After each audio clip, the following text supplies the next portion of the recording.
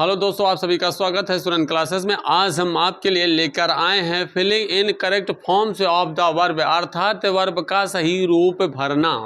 Verb का सही रूप भरना, और वो भी आज हम सीखेंगे प्रेजेंट कंटीन्यूअस टेंस का।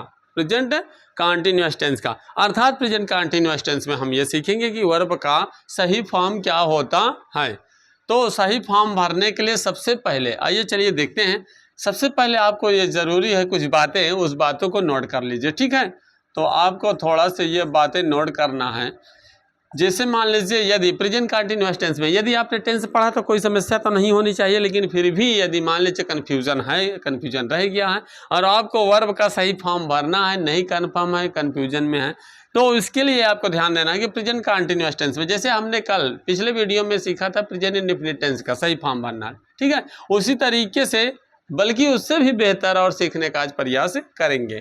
आइए चलिए देखते हैं। तो सबसे पहले आपको बता दें कि यदि सब्जेक्ट है प्रेजेंट कंटीन्यूअस टेंस का, ठीक है, यदि subject he, she, it, name या एक वचन मतलब सिंगुलर, एक वचन का मतलब सिंगुलर, ठीक है, या एक वचन सब्जेक्ट के साथ, या एक वचन सब्जेक्ट के साथ काहे का प्रयोग किया जाता है, इज प्लस वर्ब का फोर्थ फॉर्म मतलब आईएनजी फॉर्म, ठीक है। शॉर्ट में समझते हैं। यदि subject he, she, it, name होगा या एक वचन होगा तो वो सब्जेक्ट के साथ है इज प्लस वर्ब का फोर्थ फॉर्म यानी वर्ब का आईएनजी फॉर्म प्रयोग किया जाता है, ठीक है, प्रयोग किया जाता है। समझना ध्यान से। और दूसरी बात याद रखना है कि यू, वी, दे या बहुवचन यानी प्लूरल जिसको बोलते हैं, या बहुवचन सब्जेक्ट के साथ है, या बहुवचन सब्जेक्ट के साथ। तो सबसे पहले हम वर्ब का सही फॉर्म समझ लेते हैं शॉर्ट में, फिर एक्सरसाइज करेंगे, ठीक है। चलिए, यू, वी, दे या बहुवचन सब्जेक्ट के साथ हैं काहे का प्रयोग किया जाता है, आर प्लस वर्ब का फोर्थ फॉर्म मतलब आईएनजी फॉर्म, आईएनजी फॉर्म का प्रयोग किया जाता, ठीक है। चलिए, तीसरी बात यह है कि आई के साथ, किसके साथ, आई के साथ, आई के साथ आई एम प्लस वर्ब का फोर्थ फॉर्म यानी वर्ब का आईएनजी फॉर्म का प्रयोग किया जाता है। अब आप समझ गए होंगे कि कंटीन्यूअस में जो वर्ब का आपका फोर्थ फॉर्म होता है अर्थात आईएनजी फॉर्म होता है उसी का ही प्रयोग किया जाता है, या फिर अपनी भाषा में यह समझ सकते हैं कि प्रेजेंट कंटीन्यूअस टेंस में जो वर्ब का सही रूप होता है वो वर्ब के फर्स्ट फॉर्म में आईएनजी होता है। वर्ब के फर्स्ट फॉर्म में क्या होता है, आईएनजी होता है, ठीक है। और उसके साथ अब यहाँ पर सब में तीनों में आप देख रहे हैं वर्ब के फोर्थ में नहीं, वर्ब का फोर्थ फॉर्म मतलब वर्ब का आईएनजी फॉर्म, वर्ब का आईएनजी फॉर्म बदला क्या है, सिर्फ और सिर्फ इज, आई एम, आर, अर्थात आप देख रहे हैं कि इज, आर, आई एम यानी ही, सी, इट, नेम या एक वचन सब्जेक्ट होगा तो उसके साथ जो हेल्पिंग वर्ब होती है आपको यहाँ पर मेन वर्ब के साथ साथ हेल्पिंग वर्ब को भी समझना होता है, ठीक है। विदाउट हेल्पिंग वर्ब ये वाक्य क्या है, अर्थपूर्ण नहीं होगा, ठीक। यू, वी, दे या बहुवचन सब्जेक्ट के साथ आर का प्रयोग होता है, आई के साथ आई एम का प्रयोग होता है। यदि आपको ये तीनों बातें याद है तो वो तीनों सिचुएशन में वर्ब का फोर्थ फॉर्म ही होता है मतलब आईएनजी फॉर्म ही होता है। चलिए आइए एग्जाम्पल के माध्यम से देखते हैं कि किस तरीके से हमें एक्सरसाइज में क्वेश्चन मिल सकते हैं या किस तरीके से बोर्ड पेपर में क्वेश्चन मिल सकते हैं। जैसे मान लीजिए क्वेश्चन दिया है, ध्यान से समझना, जैसे क्वेश्चन दिया है ही इज,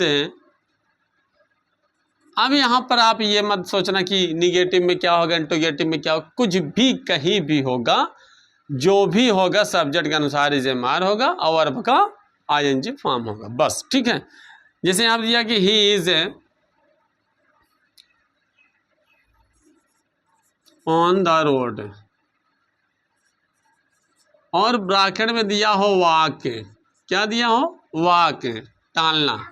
तो यहाँ पर क्या है, अब वाक्य का सही फॉर्म भरना है यानी जो वाक्य वर्ब है उसका सही वर्ब भरना है हमको। तो यहाँ पे वाक्य भरे यानी क्या हम फिल करें, तो इसका सही फॉर्म फिल करने के लिए आपको ये समझना है कि यहाँ पर देख रहे हैं ऑलरेडी, आप देख रहे हैं अगर लगा है इज एम आर, अगर ऑलरेडी हेल्पिंग वर्ब दर्शा रहा है तब तो आपको एकदम क्लियर समझ में आ रहा है कि हाँ पक्का यहाँ पर क्या है, वर्ब का फोर्थ फॉर्म ही होगा, मतलब आईएनजी फॉर्म होगा। तो इसलिए यहाँ पे वॉक का क्या हो जाएगा, वॉकिंग, क्या हो जाएगा, वॉकिंग। तो इस तरीके से पेपर में आता है अगर, तो आप इस तरीके से इसको भरेंगे, यानी वर्ब का सही फॉर्म भरना है। तो प्रेजेंट कंटीन्यूअस टेंस में वर्ब का फोर्थ फॉर्म होता है, अर्थात वर्ब का आईएनजी फॉर्म होता है। अर्थात आप अपने तरीके से समझ सकते हैं कि वर्ब के फर्स्ट फॉर्म में आईएनजी होता है, यानी जैसे आप समझ सके, ठीक है।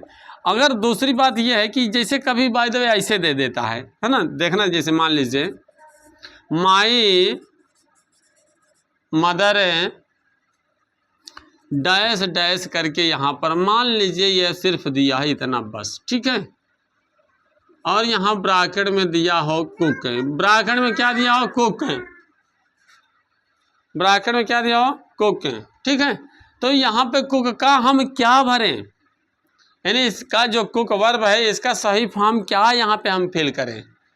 अगर एक्सरसाइज में आप देख रहे हैं कि प्रेजेंट कंटीन्यूअस टेंस का ही एक्सरसाइज है और कहीं भी रहा अगर प्रेजेंट कंटीन्यूअस टेंस का ही के अकॉर्डिंग आपको वर्ब का फॉर्म भरना है, तब आपको यहाँ पर इस सब्जेक्ट के अनुसार अपने से हेल्पिंग वर्ब भरना होगा, यानी हेल्पिंग वर्ब भी आपको भरना होगा। तो माई मदर के अनुसार हेल्पिंग वर्ब क्या हो गया, इज, और यहाँ पे वर्ब का जो होता है फॉर्म यहाँ पे कंटीन्यूअस में आईएनजी फॉर्म, तो क्या हो गया, कुकिंग। तो इस तरीके से क्या हो गया, माई मदर इज कुकिंग। और यदि मान लीजिए आपको नहीं समझ में आ रहा, क्वेश्चन कह भी नहीं रहा है कि किस टेंस का है, ठीक है, सिर्फ डायरेक्टली कह रहा है कि वर्ब का सही फॉर्म भरिए, तब आपका ब्रेन अगर मान लीजिए बाय द वे कभी ऐसे काम कर जाए, ध्यान से समझना, अगर आपका मान लीजिए माइंड कुछ इस तरीके से काम कर जाए, माई मदर फूड और यहाँ पर शायद कुक्स होगा, तो कोई दिक्कत नहीं है, आप यहाँ पे क्या कर सकते हैं, कुक का कुक्स भी भर देंगे तो तब भी गलत नहीं होगा, क्योंकि वहाँ पे सिर्फ और सिर्फ वर्ब का सही फॉर्म भरने के लिए क्वेश्चन पेपर में कहा जाएगा, ठीक है, ना कि ये तो हम जब पढ़ाते हैं तो आपको अलग अलग इसलिए पढ़ाते हैं ताकि आपको समझ में आ सके, बेहतर समझ में आए, ठीक है। बाकी पेपर जब है तो उस तरीके से अगर आपको अगर ऐसे भी लगे तो कोई दिक्कत नहीं, प्रेजेंट इंडेफिनिट टेंस में चले गए, नहीं, वर्ब का फॉर्म अगर सही भरा जा रहा है तो वाक्य का अर्थ भी पूर्ण होता है, अर्थात कहने का मतलब वाक्य पूर्ण अर्थ में होना चाहिए, बस इस तरीके से वर्ब का फॉर्म आपको भरना है, ठीक है। वहाँ पे ये नहीं कहेगा कि नहीं प्रेजेंट का है, प्रेजेंट कंटीन्यूअस का, प्रेजेंट इंडेफिनिट का, परफेक्ट, वहाँ ऐसा कोई विकल्प नहीं, जो भी होगा वर्ब का सही फॉर्म भरना होगा बस, ठीक है। तो ये बात समझ में आई। कभी अगर आपको, अगर मान लीजिए आपकी किताब में भी एक्सरसाइज में भी दिया, अगर क्वेश्चन कह रहा है कि प्रेजेंट सिंपल प्रेजेंट में या फिर प्रेजेंट कंटीन्यूअस में भरिए, तो कोई बात नहीं, अगर समझ में आ रहा है तो प्रेजेंट कंटीन्यूअस कर दो, नहीं समझ में अगर आपको लग रहा है कि ये वाला सही है तो आप भर दीजिए, लेकिन बात वही है, प्रेजेंट इंडेफिनिट वाली कंडीशन याद रखना है, ठीक है, इस बात को ध्यान रखना। बात समझ में आई। तो इस तरीके से हेल्पिंग वर्ब दिया भी हो सकता है, हेल्पिंग वर्ब दिया भी नहीं हो सकता, ठीक है। जैसे एक आध क्वेश्चन और देख लीजिए, बाय द वे मान लीजिए ये इस तरीके से आ गया, ठीक है, जैसे मान लीजिए ये आया, ना यहाँ पर आया और यहाँ पे कुछ ना दिया हो, ठीक है, यहाँ पे सिर्फ दिया हो आ सॉन्ग और फिर ब्रैकेट में दिया हो सिंग। अब सिंग का जो सिंग वर्ब है उसका सही फॉर्म भरना है।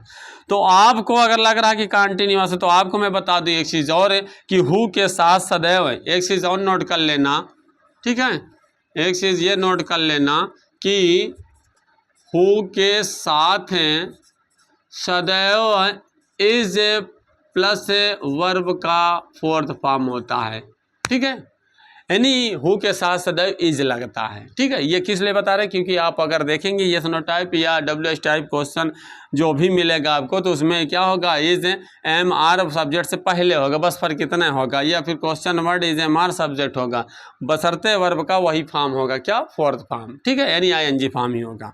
लेकिन अगर उसमें WH टाइप में कभी हु आ जाए तब आपको यह बात याद रखना कि हु के साथ कोई विकल्प नहीं है कि इज लगेगा कि एम लगेगा कि आर लगेगा, 100% श्योर है इज ही लगेगा। क्या लगेगा, इजी। अगर आपको यहाँ पर प्रेजेंट कंटिन्यूअस टेंस का एक्सरसाइज कुछ इस तरीके से मिल जाता है तो यहाँ पे अगर वर्ब दिया होता मान लीजिए तो ठीक है, नहीं दिया है तो आप याद रखेंगे सदैव यहाँ पर इज ही होगा, और वर्ब का तो याद कर लीजिए कि ING फॉर्म ही रहेगा, ठीक है। तो हु इज सिंगिंग सॉन्ग, यानी कौन गीत गा रहा है, समझ में आई बातें। समझ में आई बात है। और अगर वही बात है जैसे हमने अभी यहाँ पे रिपीट किया, वही बातें आप यहाँ पे समझ सकते हैं कि जैसे हमने अगर देखा कि ये सिंगिंग ना करके हम क्या कर दें, सिंग लिख दें, अर्थात सिंग से फिर हो जाएगा, ठीक है। यानी प्रेजेंट इंडेफिनिट में हमने आपको ये भी बताया था कि हु के साथ वर्ब के फर्स्ट फॉर्म में यस या यस होता। तो कभी बाय द वे आपको अगर एक्सरसाइज में ये दो डबल क्वेश्चन इस तरीके से देता था कि प्रेजेंट सिंपल प्रेजेंट या फिर मान लीजिए प्रेजेंट इंडेफिनिट या प्रेजेंट कंटिन्यूअस टेंस, जो सुटेबल हो वही आप भरिएगा। तो आपको लग रहा है कि यार कंटिन्यूअस कर देंगे, प्रेजेंट कर दे, तो उसमें मिक्स दिया रहे। अगर मान लीजिए एक्सरसाइज मिक्स दिया इस तरीके से तो आप ऐसे कर सकते हैं, ठीक है, जैसे हमने यहाँ पे बताया। तो रही बात प्रेजेंट कंटिन्यूअस टेंस की, तो सिंपल सी बात है, आप सीधा सा तरीका है कि आप सब्जेक्ट के अनुसार अगर इज़ेमार नहीं दिया तो इज़ेमार प्रयोग करेंगे, और दिया है तो सिर्फ और सिर्फ वर्ब का फर्स्ट फॉर्म में आईएनजी अर्थात वर्ब का फोर्थ फॉर्म अर्थात वर्ब का आईएनजी फॉर्म ही प्रयोग करना, ठीक है। जैसे मान लीजिए दिया है कि आई डैश डैश करके दिया है टू मार्केट, और यहाँ पे सिर्फ गो दिया है, तो गो का सही फॉर्म भरना है ना। मान लीजिए प्रेजेंट कंटिन्यूअस टेंस के अंतर्गत एक्सरसाइज है और इस तरीके से दे दिया, तो यहाँ पर आई कि अब यहाँ पे नहीं कि आई दिया है क्या करें, गोइंग कर देना, यह एक बात याद रखना ये, ठीक है। ये तो आई के साथ क्या लगेगा, आई एम, क्या लगेगा, आई एम, और वर्ब का कौन सा फॉर्म होगा, फर्स्ट फॉर्म में आईएनजी अर्थात वर्ब का आईएनजी फॉर्म अर्थात वर्ब का फोर्थ फॉर्म, ठीक है। आई एम गोइंग, ये फिर ऑलरेडी मान लो ये दिया रहेगा आई एम, तो सिर्फ यहाँ पे गो का गोइंग, यानी कहने को प्रेजेंट कंटिन्यूअस से रिलेटिव अगर एक एक्सरसाइज आपको करना है तो सिंपल सा तरीका उसका यही है कि वर्ब के फर्स्ट फॉर्म में आईएनजी लगाकर मुख्य क्रिया को लिखते हैं। यदि हेल्पिंग वर्ब नहीं दिया तो हेल्पिंग वर्ब को इसके अनुसार आपको लिखना होगा, ठीक है। बात समझ में आई? चलिए ठीक है, इस तरीके से हमने आज आपको प्रेजेंट कंटिन्यूअस टेंस का वर्ब फिलिंग करना सिखाया, यानी क्रिया का भरना सिखाया, अर्थात वर्ब का सही रूप भरना आपने सीखा। आप वीडियो पर अंत तक बने रहें, इसके लिए आपको बहुत बहुत धन्यवाद।